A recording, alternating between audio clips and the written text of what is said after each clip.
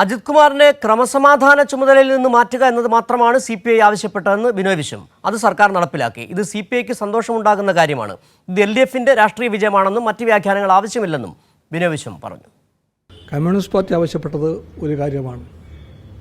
ക്രമസമാധാന പാലന ചുമതലകളിൽ നിന്ന് ADGP അജിത് കുമാറിനെ മാറ്റി നിർത്തണം എന്നാണ് CPIയുടെ ആവശ്യം. ഈ ആവശ്യമാണ് CPI ആദ്യം മുതലേ ഉന്നയിച്ചത്. അതിനപ്പുറത്തോ ഇപ്പുറത്തോ ഒന്നും CPI പറഞ്ഞിട്ടില്ല ഒരു ഘട്ടത്തിലും. ആവശ്യമാണ് ഇന്നിപ്പോൾ ഗവൺമെൻറ് അംഗീകരിച്ചിരിക്കുന്നത്. അതിനെപ്പറ്റിയുള്ള CPI പ്രതികരണം ഇന്നലെ തന്നെ പറഞ്ഞു കഴിഞ്ഞു. അതെപ്പോഴും ആവർത്തിക്കേണ്ട കാര്യമില്ല. ചില പത്രങ്ങളൊക്കെ എഴുതുന്നു ഇത് CPIയുടെ വിജയമാണെന്ന്.